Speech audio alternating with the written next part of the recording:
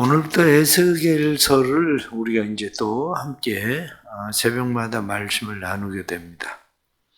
에스겔 그러면 하나님이 강건하게 하신다, 이런 뜻을 가지고 있는 것이 에스겔이라는 그런 뜻입니다. 하나님이 강건하게 하신다, 하나님이 강하게 하신다, 이런 뜻입니다. 먼저 이 에스겔서를 하면서 에스겔 선지자에 대한 이해가 조금 필요할 겁니다. 에스겔이라고 하는 선지자는 이스라엘 백성들이 597년 2차 바벨론 포로로 잡혀갈 때에, 그때 바벨론으로 포로로 잡혀간 사람입니다. 그때 당시에 많은 사람들이 잡혀갔는데 제사장에 속해 있었던 사람들도 잡혀갔었고, 에스겔이 그때 잡혀갈 때에 25살이었습니다. 25살 됐었던 에스겔이 잡혀가고 나서 5년이 지났죠. 5년이 지났으니까 30세가 된 거예요. 30세가 되었을 때에 그때 하나님께서 에스겔 선지자에게 임하신 겁니다. 에스겔 선지자가. 보편적으로 이스라엘 백성들이 성막에서 일을 하는 레위 지파나 제사장들이 일을 하는 나이가 몇 살이냐면 30세입니다. 예수님께서도 몇 살에 사역을 시작하셨습니까? 30세. 모세도 몇 살에 총리가 됩니까? 30세. 그래서 이스라엘 백성들은 이 30세라고 하는 것이 굉장히 중요한 사역의 시작의 때죠. 그러니까 하나님께서 에스겔 선지자에게도 597년에 그들이 포로로 잡혀가서 30세가 되었을 때에, 593년이 되었을 때에 그에게 하나님께서 나타나셔서 그에게 소명을 주신 겁니다. 이때 소명을 받았었던 에스겔 선지자는 하나님께서 자기에게 하시는 말씀이 무엇인가를 여러 가지 모양으로 나타내는데, 그 중에 특별한 것은 에스겔 선지자를 우리가 이야기할 때 퍼포먼스 선지자라고 그렇게 이야기합니다. 퍼포먼스 선지자라고 말하는 것은, 에스겔 선지자는 그냥 단순하게 말로만 무엇을 이야기하는 선지자가 아니에요. 에스겔 선지자는 자기 몸으로 그것을 보여주는 그런 선지자인 거죠. 그래서 에스겔서에 나타나는 말씀을 보면 에스겔 선지자가 환상을 본 이야기, 그리고 에스겔 선지자가 하나님께서 이렇게 해라 그래서 에스겔 선지자가 하나님께서 시키는 대로 행동으로 나타내는 그러한 일들, 그것이 기록된 것이 이제 에스겔서죠. 에스겔 선지자가 그렇게 활동을 하고 있을 때에, 에스겔 선지자는 아직 예루살렘이 멸망하지 않았을 때에 2차 바벨론 포로 때였으니까 3차가 586년에 3차 바벨론 포로가 일어나고 그때 나라가 완전히 망하는 겁니다. 그러니까 그때까지 에스겔 선지자는 예언 활동을 하는 거죠. 1차 바벨론 포로가 일어나고 11년이 지나고 하고 나서 마지막 3차 바벨론 포로가 일어나고 멸망을 하는 거예요.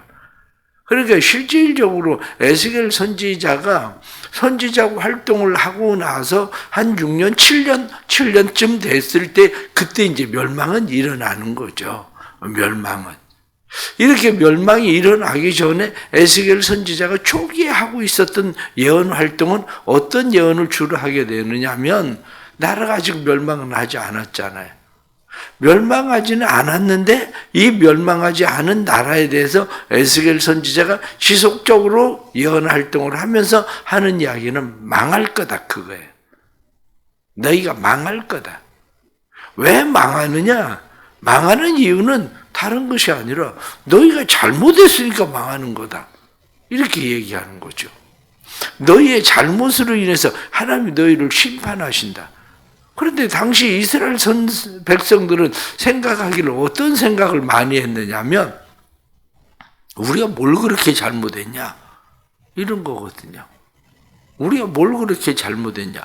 우리가 힘들고 어렵고 우리가 고생하는 것은 우리 잘못이 아니라 우리 조상들의 잘못이다. 조상들의 죄 때문에 우리가 이렇게 되는 거다. 이렇게 말하죠. 그런데 에스겔 선지자는 이야기하기를 무슨 소리 하는 거냐? 조상들의 죄 때문에 너희가 망하는 게 아니라 너희 죄 때문에 너희가 망하는 거다. 그러면서 반드시 망할 거다. 이렇게 얘기하는 거죠. 그러면서 반드시 망할 거라고 예언을 하고 그리고 그 예언 활동을 하던 그 예언에 의해서 7년이 지난 때에 7년이 됐을 때에 그들은 완전히 나라가 멸망을 해버리게 됩니다. 나라가 멸망을 했을 때에 에스겔 선지자는 그거 봐라 내 말대로 됐지 이렇게 얘기하지 않아요. 내 말대로 됐지 이렇게 이야기하는 것이 아니라 너희가 망한데도 하나님의 계획은 있다. 이렇게 말하는 거죠.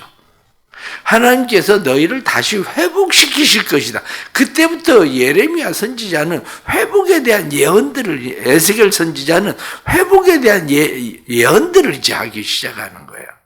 회복에 대한 예언을. 그래서 이 에스겔 선지자가 예언하고 있는 예언의 모든 것들은 크게는 두 가지로 정리가 되는 겁니다. 하나는 너희의 죄 때문에 망할 거다. 그 얘기고 또 다른 하나는 그럼에도 불구하고 하나님께서 너희를 회복시키실 거다. 이렇게 이야기하는 거죠. 그러면 우리가 이 에스겔 선지자를 볼 때에 이 에스겔 선지자가 행하는 그런 모든 일들이 오늘 1장을 우리가 읽었지만 1장에 나타나는 시작부터 나타나는 것이 뭐냐면 환상에 대한 이야기예요. 에스겔 선지자가 하나님의 임재하셨을 때에 자기에게 큰 권능으로 임하시고 자기를 나타내 보이실 때에 본 환상. 그것은 우리가 이사야 선지자가 하나님께로부터 부름을 받아서 그가 하늘의 보좌에 계시는 그분을 보고 자기 자신이 죄인이라는 사실을 깨닫던 것과는 또 다른, 완전히 다른 그런 환상인 거죠. 그래서 오늘 성경 본문에 나타난 말씀을 보니까 내가 사람 얼굴 같은 그러한 모습을 본다. 이렇게 이야기해요. 그런데 그 속에 내 생물의 모습이 나타난다. 그러면서 내가 보는 사람 같은 그러한 형상인데 내 얼굴을 가지고 있는 그러한 형상이다. 그래서 말씀 10절에 나타난 말씀 보면 그 얼굴들의 모양은 넷에 아픈 사람의 얼굴이요. 그리고 오른쪽은 사자의 얼굴이요. 왼쪽은 소의 얼굴이요. 뒤는 독수리의 얼굴이다. 이렇게 이야기하죠. 그러니까 한 얼굴 머리를 가지고 있는데 동서남북 모습이 각각 다른 그런 얼굴을 가지고 있는 그러한 형상을 보고 있다. 이렇게 말합니다. 그러면서 그것이 영이 어느 쪽으로 이끌든지 영이 이끄는 쪽으로 그들을 움직인다. 이것이 지금 에스겔 선지자가 보고 있는 그런 환상을 그 뒤도 더 자세하게 이제 쭉 설명을 이제 해 나가기 시작하는데 에스겔 선지자가 주로 보게 되는 그런 환상이 5가지 환상에 대한 이야기가 에스겔서에 나옵니다.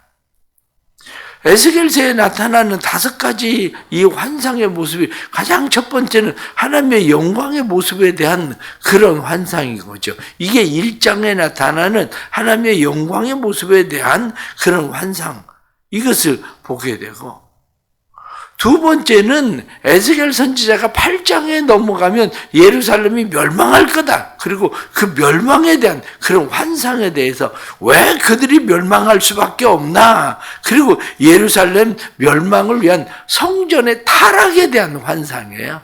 타락. 그래서 성전이 그들의 우상숭배, 그것이 가득해 있는 그런 타락한 모습. 그래서 세 번째가 그래서 멸망할 수밖에 없다. 그리고 멸망에 대한 이야기들을 이제 하게 되는 거죠. 그리고 다시 그들이 회복될 것이다. 그게 이제 마른 뼈에 대한, 에스겔서에 유명하게 이야기하고 있는 마른 뼈에 대한 환상. 그리고 하나님께서 다시 새 성전, 그곳에서부터 흘러나오는 물이 모든 것을 다시 회복시키신다는 그러한 생명강이 흐르는 그러한 환상, 이런 것들입니다. 그러면 에스겔서를 이제 앞으로 이렇게 쭉 보실 텐데, 사람들은 문제가, 에스겔서를 읽을 때의 문제가, 하나는 에스겔서가 무슨 얘기 하는지를 잘 모르겠다, 이렇게 생각할 수도 있고요. 또 하나는 에스겔서를 모르니까 그냥 좀 더 깊이 파고봐야 들어야 되겠다, 그래서 에스겔서를 좀 더 깊이 파고들기도 하고요. 그런데 에스겔서에 대한 전체적인 그림을 가지고 있지 않으면 이단들이 주로 사용하고 있는 것 중에 하나가 이 에스겔서거든요. 에스겔서, 다니엘서, 요한계시록, 이걸 가지고 이단들이 주로 얘기하거든요. 사람들이 그렇게 이야기를 하는 데에 여러분들이 잘 아셔야 되는 게 있습니다. 그게 뭐냐면, 내가 뭘 전혀 모르면 사람들이 나한테 사기치기가 좋아요. 내가 주식에 대해서 몰라요. 주식에 대해서 모르는데, 주식에 대해서 누가 좀 막 아는 사람이 나한테 와가지고 막 주식이 막 어떤 게 막 이래 해가지고 막 오른다 그러면 내가 다른 건 모르니까 혹하게 되죠. 마찬가지예요. 에스겔서에 대해서 그냥 무슨 얘기인지 너무 어려워서 잘 모르겠다, 이렇게 생각을 하면 누가 얘기를 할 때 그냥 혹하게 돼요. 그러나 내가 주식에 대해서 기본적으로 주식에 대한 개념을 알고 있으면 다른 사람들이 이야기할 때에 그렇게 혹할 이유는 없어요. 그게 마찬가지입니다. 에스겔서에 대해서 자세하게 막 파고들어야 될 건 아니에요. 에스겔서에 대해서 자세하게 막 파고들어야 될 것이 아닌 이유는, 그러면 오늘 성경 본문에 나타난 말씀을 여러분들 보면서 이 에스겔서에 나타나는 지금 이 말씀을 파고들어서 여러분들이 얻으려고 하는 건 뭔가를 생각을 해보세요. 이 말씀이 우리에게 말하고 있는, 파고들어서 내가 얻으려고 하는 게, 그거는 얻으려고 하는 것을 내가 마치 조금 전에 설명을 한 것처럼 주식에 대해서 내가 뭐 이것저것 막 그냥 주식에 대해서 전부 다 알아야 뭘 하는 게 아니에요. 주식 투자하는 사람들도 세상에 주식이 종류가 얼마나 많은데 우리나라 주식만 있습니까? 각 나라 주식마다 다 있는데. 근데 그걸 뭐 다 파고들어가지고 그것을 주식을 할 겁니까? 그게 아니거든요. 그게 마찬가지예요. 하나님의 말씀을 볼 때에 이 말씀이 에스겔서 전체가 우리에게 무엇을 이야기하나? 조금 전에 말씀한 것처럼 죄요. 죄 때문에 망한다. 근데 너희가 망한 것 같지? 그래도 망한 게 아니라 희망이 있다. 그 얘기하고 있는 거란 말이죠. 마찬가지로 하나님께서 에스겔서를 통해서 우리에게 말씀하려고 하는 것이 무엇인가? 그걸 아는 게 필요한 거죠. 그러면 오늘 본문에 나타나는 이 에스겔서 1장에 나타난 말씀은 분명해집니다. 하나님이 어떤 분이냐? 이렇게 이야기할 때 하나님에 대한 내가 보니 4장 1절 말씀에 보면 내가 보니 북쪽에서부터 폭풍과 큰 구름이 오는데 그 속에 불이 번쩍번쩍하여 빛이 그 사방에 비치며 그 불 가운데 단쇠 같은 것이 나타나 보이고, 지금 하나님께서 폭풍과 큰 구름과 번쩍이는 구름, 번쩍이는 번개, 빛, 이게 지금 어디서 나타나는 모습과 비슷하다고 여러분들 생각하면 되냐면, 이스라엘 백성들이 애굽에서 나왔을 때에 모세가 이스라엘 백성들을 시내산 밑으로 끌고 가요. 그리고 모세가 시내산에 올라가게 되죠. 그런데 그 시내산에 나타났던 모습이 하나님의 임재, 모세에게 하나님의 임재가 나타나는 그런 모습.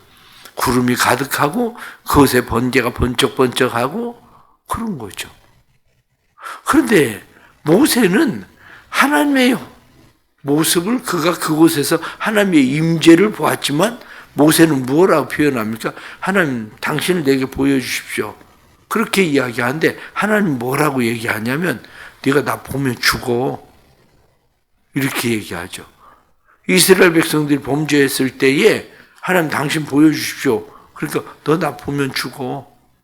내가 너를 덮고 내가 지나가면 네가 내 등 뒤를 볼 거다. 이렇게 표현하거든요.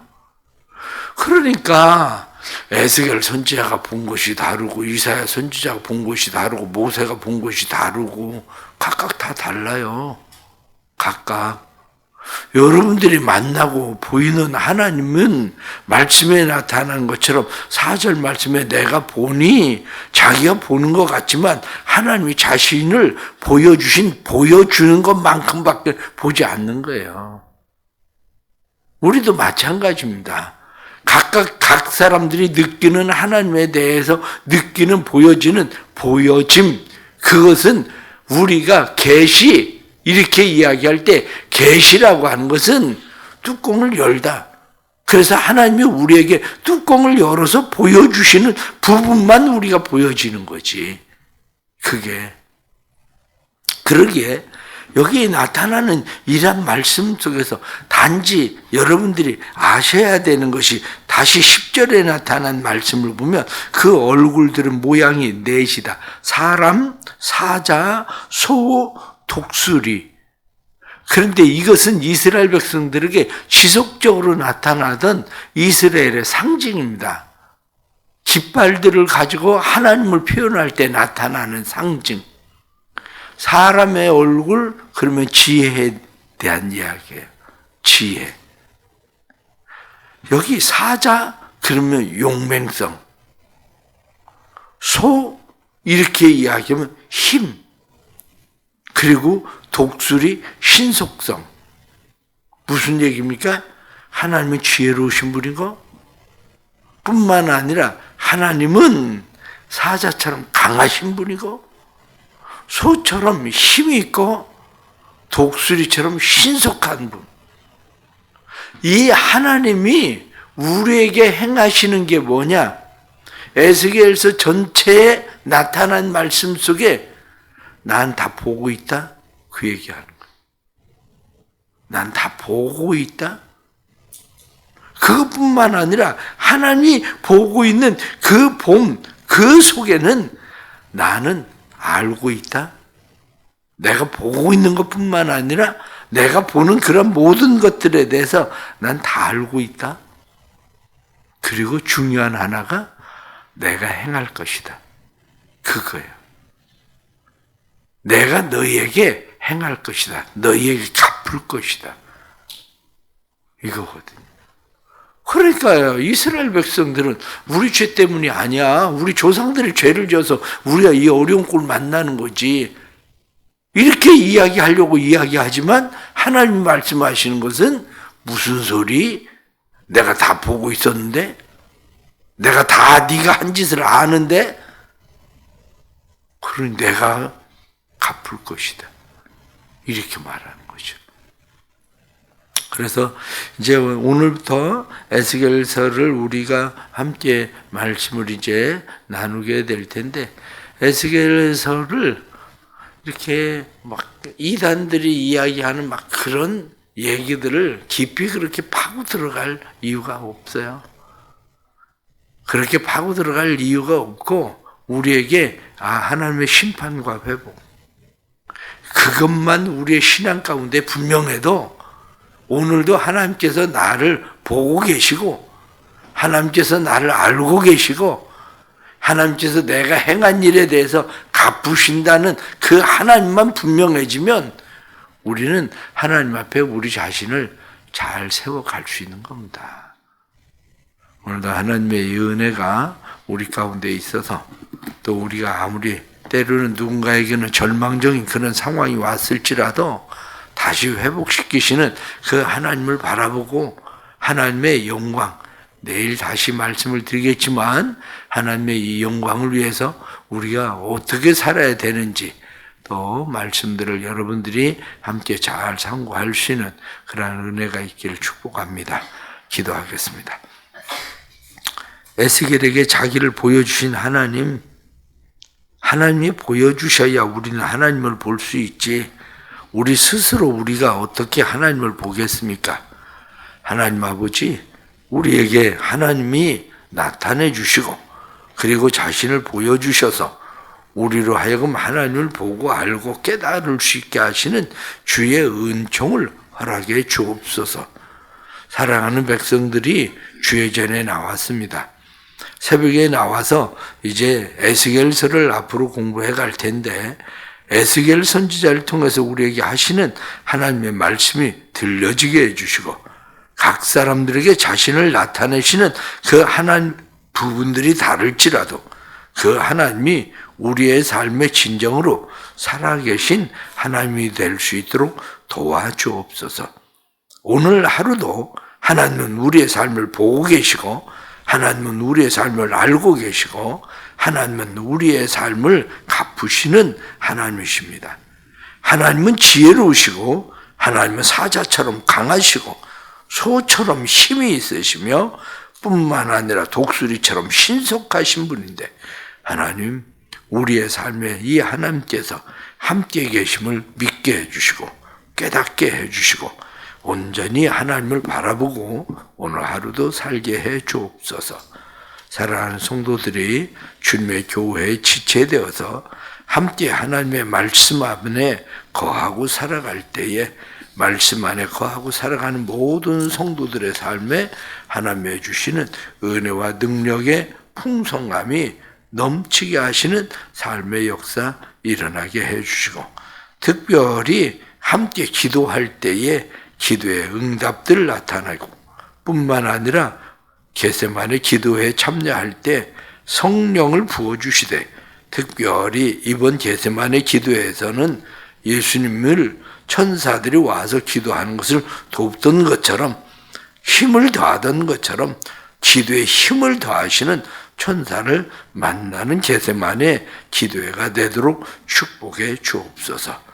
새벽에 1000번째 예물을 드리고 또 예레미야를 애가를 마치고 또 에스겔을 시작하게 된 거 감사하며 감사 예물을 드리고 또 작정하고 하나님 앞에 감사 예물을 드리는 손길을 기억해 주시고 이들의 마음 가운데 주의 은혜 부어주시고 주께서 길 열으시는 놀라운 축복이 나타나게 해 주옵소서. 예수님의 이름 받들어 기도드리옵나이다. 아멘.